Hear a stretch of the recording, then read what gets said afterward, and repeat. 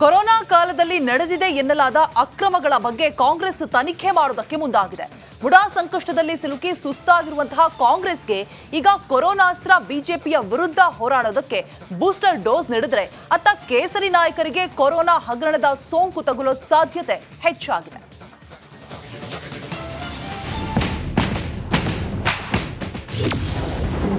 ಕಾಂಗ್ರೆಸ್ ಕೈಗೆ ಸಿಕ್ತು ಕೊರೋನಾಸ್ತ್ರ.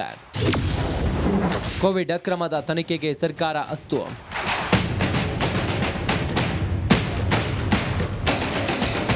ಕೊರೋನಾ ಯಾರಿಗೆ ತಾನೇ ಗೊತ್ತಿಲ್ಲ ಹೇಳಿ.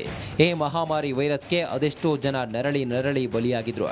ಕಿಲ್ಲರ್ ಕೊರೋನಾ ಇಡೀ ರಾಜ್ಯ ದೇಶವನ್ನ ಹಿಂಡಿ ಹಿಪ್ಪೆ ಮಾಡಿತು.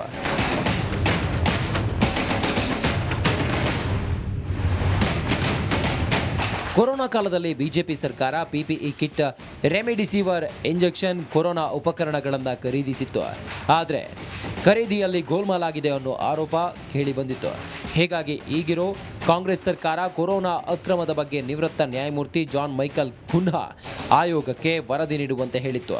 ಈಗ ಅದೇ ವರದಿ ಆಧಾರದಲ್ಲಿ ಕಾಂಗ್ರೆಸ್ ಸರ್ಕಾರ ತನಿಖೆ ಅಸ್ತ್ರ ಪ್ರಯೋಗಕ್ಕೆ ಮುಂದಾಗಿದೆ. ಹೌದು, ಕೋವಿಡ್ ಅಕ್ರಮದ ತನಿಖೆಗೆ ಎಸ್ಐಟಿ ರಚಿಸಲು ಸಿದ್ದರಾಮಯ್ಯ ಸರ್ಕಾರ ತೀರ್ಮಾನಿಸಿದೆ. ಸಚಿವ ಸಂಪುಟ ಸಭೆಯಲ್ಲಿ ಎಸ್ಐಟಿ ತನಿಖೆಗೆ ಗ್ರೀನ್ ಸಿಗ್ನಲ್ ಕೊಡಲಾಯಿತು. ಸಬ್ ಕಮಿಟಿ ತನ್ನ ಏನು ಶಿಫಾರಸನ್ನ ಕ್ಯಾಬಿನೆಟ್ಗೆ ಒಪ್ಪಿಸಬೇಕಾಗಿತ್ತು, ಒಪ್ಪಿಸಿದ್ವಿ. ಆ ಹಿನ್ನೆಲೆಯೊಳಗೆ ಇವತ್ತು SIT ಮಾಡೋದು ನಿರ್ಣಯ ಮಾಡಿದ್ದೀವಿ. ಇನ್ನೊಂದು 2-3 ದಿವಸದಲ್ಲಿ ಅದಕ್ಕೆ ಬೇಕಾಗಿರ್ತಕ್ಕಂಥ ಆದೇಶಗಳೆಲ್ಲ ಹೊರಡ್ತಾವೆ. ಬಿಜೆಪಿ ನಾಯಕರಿಗೆ ಟೆನ್ಷನ್. ಎಸ್, ಕೊರೋನಾ ಕಾಲದ ಹಗರಣ ತನಿಖೆಗೆ ಇಳಿದಿರೋ ಸರ್ಕಾರದ ಕೈಗೆ ಬ್ರಹ್ಮಾಸ್ತ್ರ ಸಿಕ್ಕಿದ್ದು ಆಗಿನ ಸಿಎಂ, ಬಿಜೆಪಿ ಸಚಿವರು ಸೇರಿ ಕೆಲವರಿಗೆ ಕಂಟಕ ಶುರುವಾಗಿದೆ. ಅಷ್ಟಕ್ಕೂ ಅವರು ಯಾರ್ಯಾರು ಅಂತ ನೋಡೋದಾದ್ರೆ, ಯಾರಿಗೆ ಸಂಕಷ್ಟ? BS ಯಡಿಯೂರಪ್ಪ ಮಾಜಿ ಸಿಎಂ, ಶ್ರೀರಾಮುಲು ಮಾಜಿ ಸಚಿವ, ಸುಧಾಕರ್ ಮಾಜಿ ಆರೋಗ್ಯ ಸಚಿವ, ಬಸವರಾಜ ಬೊಮ್ಮಾಯಿ ಮಾಜಿ ಗೃಹ ಸಚಿವ, ಆರ್ ಅಶೋಕ್ ಮಾಜಿ ಕಂದಾಯ ಸಚಿವ, ಶಶಿಕಲಾ ಜೊಲ್ಲೆ ಮಾಜಿ ಸಚಿವೆ, KS ಈಶ್ವರಪ್ಪ ಮಾಜಿ ಸಚಿವ, ಭೈರತಿ ಬಸವರಾಜ್ ಮಾಜಿ ಸಚಿವ. ಇನ್ನು ಕೋವಿಡ್ ಹಗರಣದ ಕಾಲದಲ್ಲಿ ಟಾಸ್ಕ್ ಫೋರ್ಸ್ ಕಮಿಟಿ ಮುಖ್ಯಸ್ಥರಾಗಿದ್ದ ಸಂಸದ ಡಾಕ್ಟರ್ CN ಮಂಜುನಾಥ್ಗೂ ಸಂಕಷ್ಟ ಫಿಕ್ಸ್ ಎನ್ನಲಾಗ್ತಿದೆ. ಯಾಕಂದ್ರೆ ಟಾಸ್ಕ್ ಫೋರ್ಸ್ ಬಗ್ಗೆ ಕುನ್ಹಾ ವರದಿಯಲ್ಲಿ ಉಲ್ಲೇಖಿಸಲಾಗಿದೆ.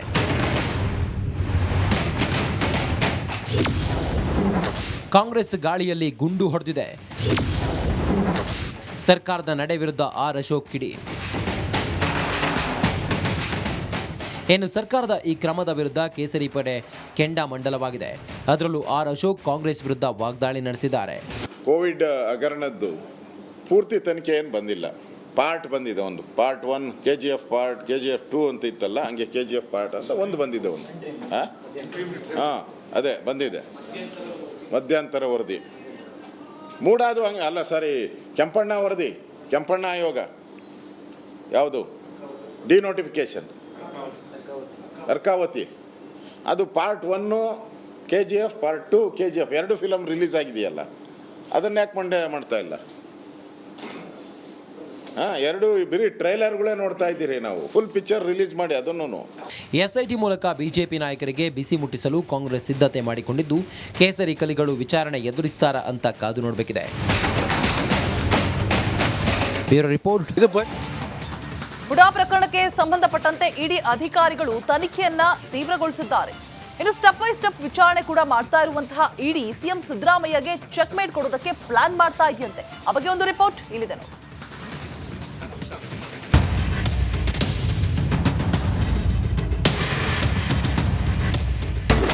ಸಿಎಂ ಸಿದ್ದರಾಮಯ್ಯಗೆ ಮೂಡಾ ತಲೆಬಿಸಿ, ಚೆಕ್ಮೇಟ್ ಕೊಡೋಕೆ ರೆಡಿಯಾಗಿದೆಯಾ ಇಡಿ?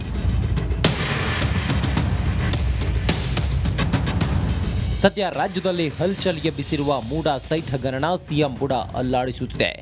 ಇಡಿ ಹಂತವಾಗಿ ತನಿಖೆಗೆ ಇಳಿದಿದ್ದು ಸಿದ್ದರಾಮಯ್ಯಗೆ ಟೆನ್ಷನ್ ದುಪ್ಪಟ್ಟು ಮಾಡಿದೆ.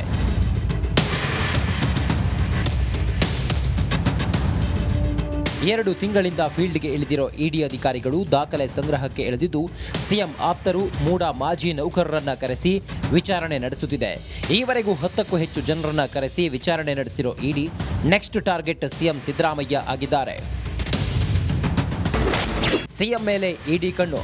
ಸದ್ಯ ಸಿಎಂ ಮೇಲೆ ಕಣ್ಣಿಟ್ಟಿರುವ ಮೂಡಾ ಕೇಸ್ ಸಂಬಂಧ ದಾಖಲೆಗಳ ಪರಿಶೀಲನೆಗೆ ಇಡಿ ಇಳಿದಿದೆ. ಅದರಲ್ಲೂ 1998ರಿಂದ 2004ರವರೆಗೆ ಮೂಡಾದಲ್ಲಾದ ಪ್ರಕ್ರಿಯೆ ಬಗ್ಗೆ ವಿಚಾರಣೆ ಮಾಡುತ್ತಿದೆ. ಹಂತ ಹಂತವಾಗಿ ನೋಟಿಸ್ ಕೊಟ್ಟು ಇಡಿ ತನಿಖೆಗೆ ಇಳಿದಿದ್ದು, ಸಿಎಂ ಅತ್ಯಾಪ್ತರು, ಮೂಡಾ ಅಧಿಕಾರಿಗಳಿಗೂ ಇಡಿ ಶಾಕ್ ಕೊಟ್ಟಿದೆ. ಈಗಾಗಲೇ ತನಿಖೆ ವೇಳೆ ಮಹತ್ವದ ದಾಖಲೆ ಇಡಿ ವಶಕ್ಕೆ ಪಡೆದಿದ್ದು, ಅಕ್ರಮ ಹಣ ವರ್ಗಾವಣೆ, ವಹಿವಾಟು ಬಗ್ಗೆ ಸಾಕ್ಷ್ಯ ಸಂಗ್ರಹ ಮಾಡುತ್ತಿದೆ. ಹೀಗೆ ಎಲ್ಲವನ್ನೂ ರೆಡಿ ಮಾಡಿಕೊಂಡು ಸಿಎಂಗೆ ಬುಲಾವ್ ನೀಡುವ ಸಾಧ್ಯತೆ ಹೆಚ್ಚಾಗಿದೆ.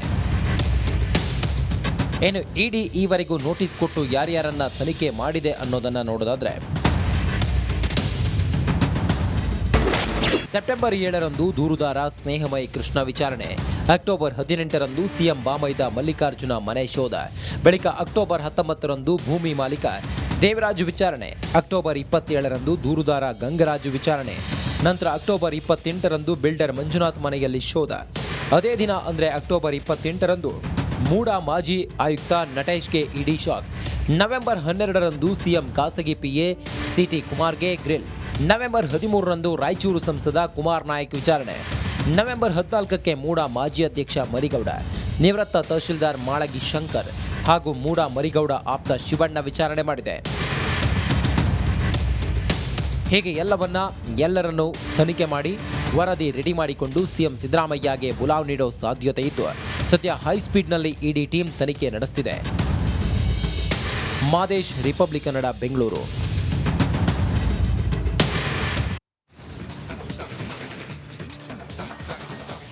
ಮುಡಾ ಕೇಸ್ನಲ್ಲಿ ಈಗ ಮತ್ತೊಂದು ಟ್ವಿಸ್ಟ್ ಸಿಕ್ಕಿದೆ.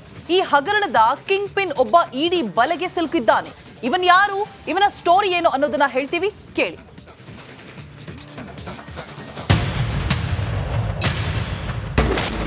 ಮೂಡಾ ಹಗರಣ ಕಿಂಗ್ ಪಿನ್ ಕುಮಾರ್ಗೆ ಡ್ರಿಲ್. ರಾಜ್ಯಾದ್ಯಂತ ಮೂಡಾ ಕೋಲಾಹಲ ಎಬ್ಬಿಸಿದ್ದು, ಹೇಗಾದರೂ ಮಾಡಿ ಈ ಹಗರಣಕ್ಕೆ ತಾರ್ಕಿಕ ಅಂತ್ಯ ನೀಡಲೇಬೇಕು ಅನ್ನೋ ಜಿದ್ದಿಗೆ ಬಿದ್ದು ಇಡಿ ತನಿಖೆಗೆ ಇಳಿದಿದೆ. ಇದರ ಪರಿಣಾಮ ಈಗ ಈ ಹಗರಣದ ಕಿಂಗ್ ಪಿನ್ ಬಿಕೆ ಕುಮಾರ್ನನ್ನ ವಿಚಾರಣೆ ಮಾಡಲಾಗಿದೆ.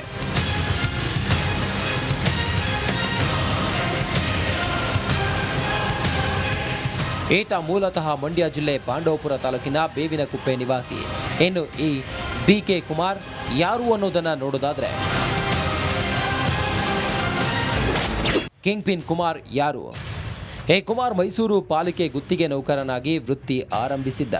ಈ ಚಾಲಕಿ ಹೆಚ್ಚುವರಿ ಕೆಲಸಕ್ಕಾಗಿ ಮೂಡಾದಲ್ಲಿಯೂ ಕೆಲಸ ಮಾಡ್ತಾ ಇದ್ದ.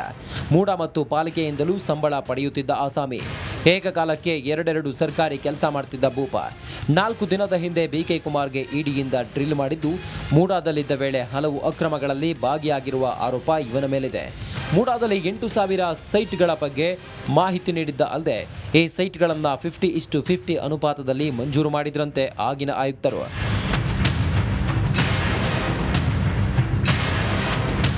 ಈ ಹಿಂದಿನ ಕಮಿಷನರ್ಗಳಿಗೆ ಖಾಲಿ ನಿವೇಶನಗಳ ಬಗ್ಗೆ ಮಾಹಿತಿ ಹಾಗೂ ಮಂಜೂರಾತಿ ಮಾಡಲು ಅಗತ್ಯವಿದ್ದ ದಾಖಲೆಗಳನ್ನು ತಂದುಕೊಡುತ್ತಿದ್ದ ಆರೋಪ ಇವನ ಮೇಲಿದೆ.